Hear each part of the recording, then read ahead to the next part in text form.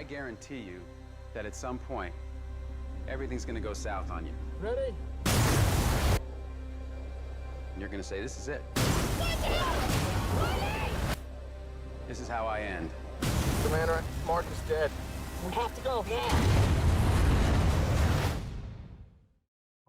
So this past weekend I went to see The Martian with a friend. The quick plot is, after a planned mission to Mars, the astronauts blast off from Mars, accidentally leaving behind one astronaut, Mark Watney, played by Matt Damon, who they think they lost after a storm. With nothing but his habitation pods, science equipment, and low stock of food, he must survive and make contact alone. While all this is happening, members of NASA and a team of international scientists start plans to rescue him. Whatever you imagine this movie to be like before going in is probably correct. It's exactly what I expected, just a solid movie all around, but nothing really new or groundbreaking in the genre. I couldn't help but be reminded of a more emotionally detached Castaway. This movie never really had any moments that tugged at your heart or had any meaningful impact on the story, like the Wilson being lost in Castaway. And unfortunately, there's not really anything in this movie that got your blood pumping as a thriller because the movie was just so predictable overall. You can't really go into this film expecting a huge action spectacle or anything like that.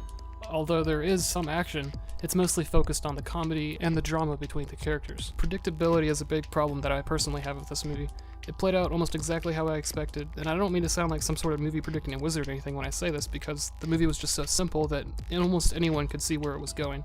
The performances also aren't anything that are really noteworthy. Everyone played, for the most part, a very headstrong and determined character that I never really had any doubt in, so there's that. Something that does help further this movie, however, is the spirit of human ingenuity. I feel like this is a major theme of the film. No one ever gives up no matter the odds. It does make for a sort of odd story, though. Now, I love space and talking about space and everything about space, more than I even want to say in this video.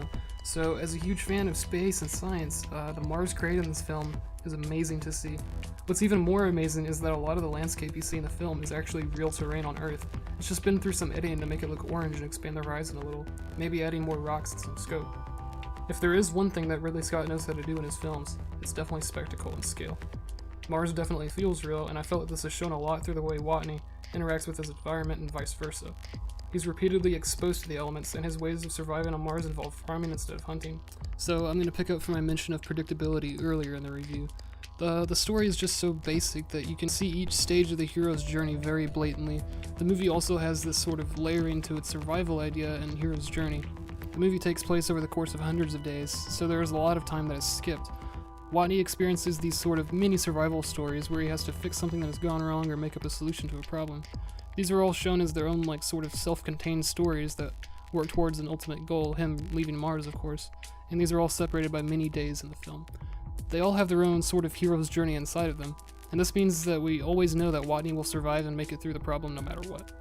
Maybe if I wasn't so aware of the storytelling technique, the film would be more enjoyable.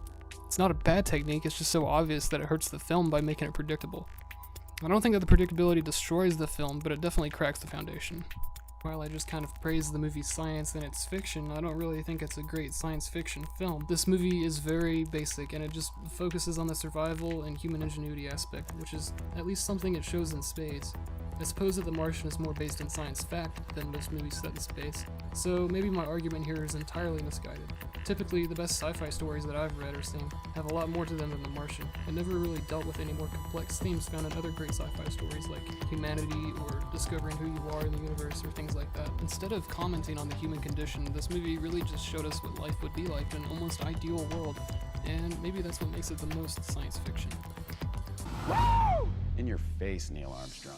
Final score, 3.5 Foxes.